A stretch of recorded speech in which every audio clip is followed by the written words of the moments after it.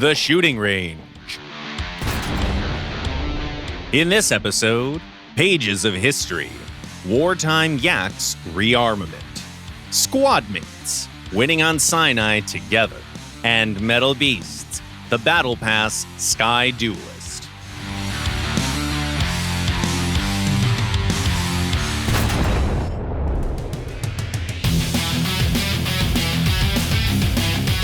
In our last episode, we reviewed the main ground award of the Battle Pass, so today we'll talk about aviation.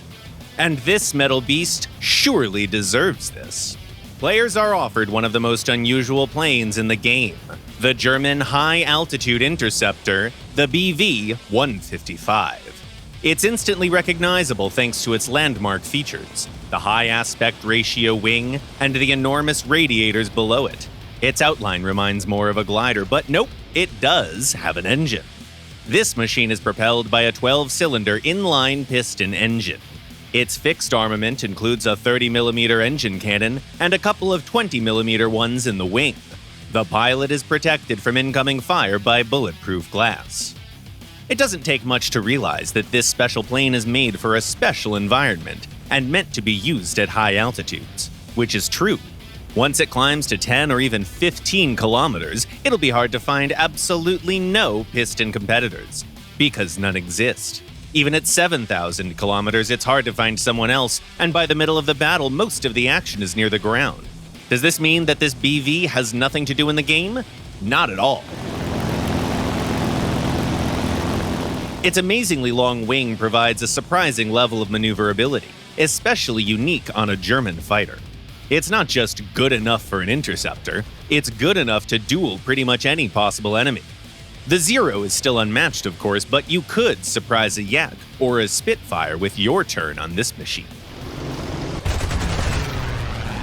Here's what a typical battle looks like. Spawn and start climbing towards the enemy right away at a speed of about 260 kilometers per hour. No reason to side climb here. The BV-155 has an inferior climb rate, so try to make your first encounter happen before you lose your air spawn advantage. Once you achieve contact, try a frontal attack first. Be careful. Compared to other German fighters, this BV can't boast a high survivability level. Simply give a volley with all your calibers at 1.5 to 2 kilometers away and make an immediate turn.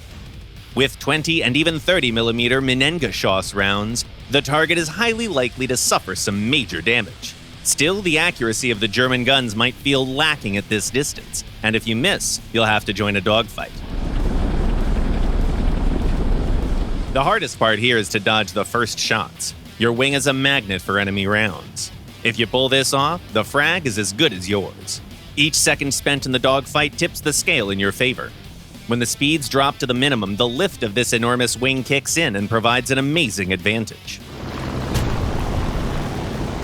In mixed battles, this interceptor doesn't aim for versatility. Its cannons are only good enough for open-top vehicles, while its low speed and large shape make it a great target for enemy air defenses. In the skies, however, it's a master duelist, a threat to all enemy aircraft, and a reliable protector for its allies.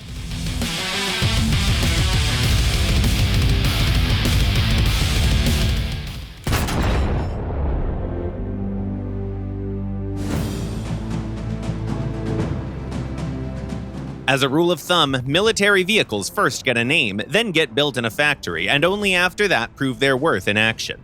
Surprisingly, the Yak 3P followed this path in reverse. How could this happen? Well, in wartime, design bureau teams weren't the only ones working on the improvements for the Yakovlev aircraft. Crowdsourcing didn't exist as a word back then, so it was a true case of folk science. Thousands of engineers, workers, airfield staff, and pilots proposed ideas to improve these fighters and even implemented some of them.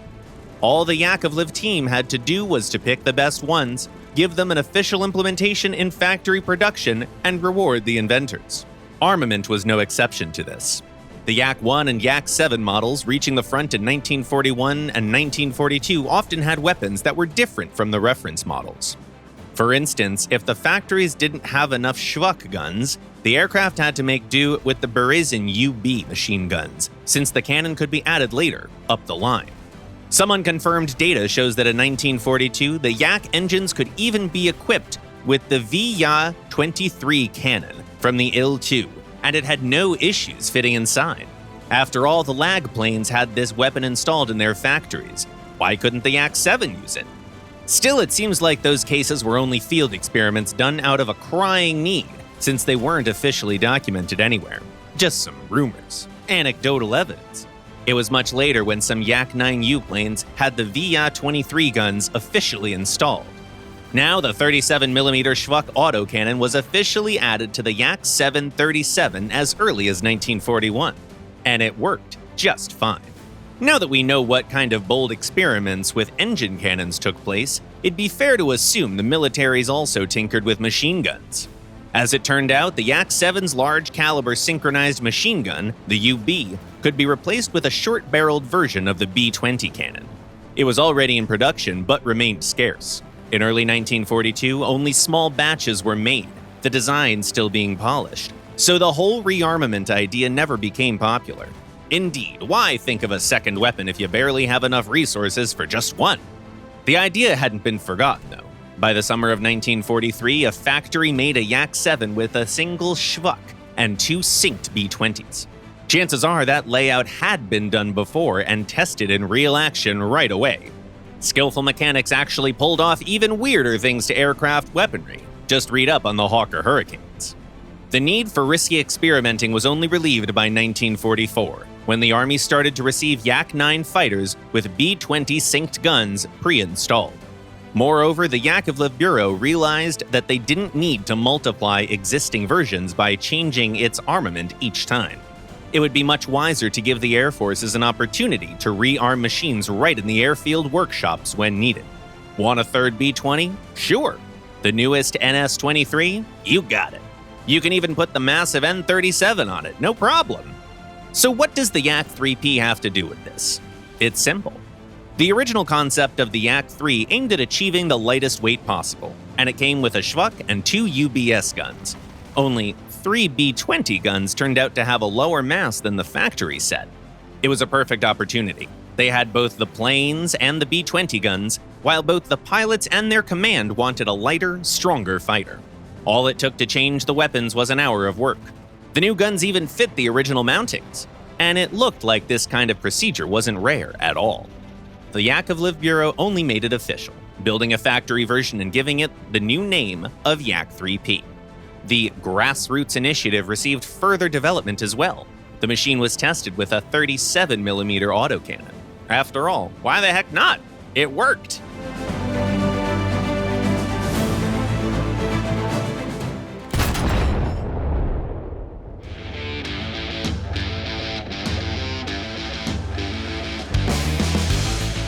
We've recently told you how a squad of just 2 tanks can gain control over the Advance to the Rhine map and provide a major contribution towards the victory. Today we'd like to discuss how to pull off the same on another popular location, the Sinai. It's almost symmetrical and both sides' positions are similar, so their tactics are going to mirror each other. Let's begin with Scenario 1. Spawn at the left point and split right away. One player will go to the gorge in the western part of the map, while the other will slowly drive towards the nearest rocks along Line 3, holding the approach to Line 1 in sight. There's a high chance to spot a careless enemy exposing their side here. Meanwhile, the first player will move along the gorge and shoot at all targets, moving between points A and B. This way, you can catch enemy vehicles under crossfire at the beginning of the battle and clear each other's paths. Once the player in the gorge gets to point A, they can capture it while hiding from unwanted attention behind cisterns. But one zone isn't enough for victory, so your next target will be point B. Swap your roles to capture it successfully.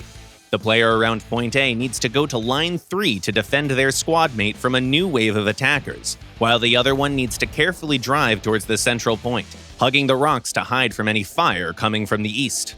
Once point B is taken, the player can move from here to the rocks on the enemy side of the map and occupy a position to wait for the enemy in the central part of the map. It doesn't make much sense for the other one to go back to point A here. The height gives a good view of it. With this scenario, you can achieve victory even if the enemy has a major force advantage, but it takes quite a while to pull off.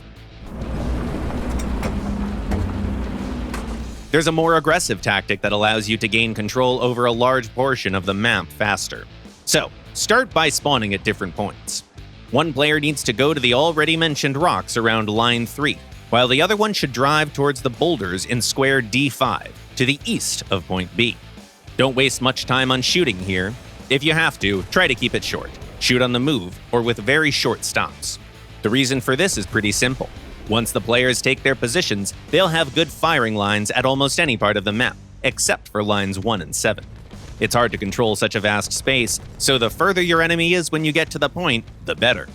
Once the first wave of attackers is suppressed, both of you can move to the rocks on the enemy side and consolidate there, capping the central point on the way. Here you'll have the chance to catch the enemy in the crossfire again. Pretty tough to get out of. Moreover, a damaged machine can get down for repairs while their squad mate covers them. If your team hasn't been successful in taking the second point, the player around line 3 can still go down to point A. Combat success always depends on flexibility, so feel free to change your plans on the go. Discuss things, exchange information with your squad mate, and remember, if you work together, even 2 players can change the tide of battle. Please tell us in the comments which map you'd like to see next. Meanwhile, we'll get to answering some of the questions you asked us previously.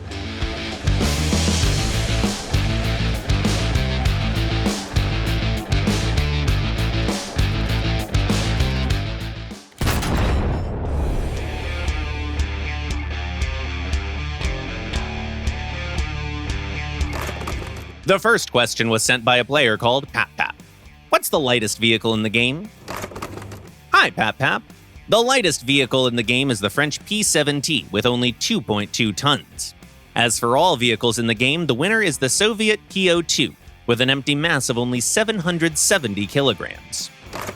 Our next player asks, what's the best way to play the M51? Hi there. Despite the fact that the M51 belongs to the medium tank class, the best tactic for it is the one employed by SPGs. Keep your distance. The reason for this is the low protection for its battle rating. The machine's armament, however, is pretty decent, so you can damage enemies at long distances with little to no aiming. Another question comes from Messy Jesse M. Why does the J7W1 have 5 wheels? Hi, Jesse. It needs the rear wheels to avoid touching the ground with its vertical fins and propeller during takeoff or landing. You can see this kind of rear wheels on many planes with nose landing gear. Hans Ludwig writes, can we see a DO-335 video? It's a beautiful aircraft and I think it deserves a mention. It's almost rare to see.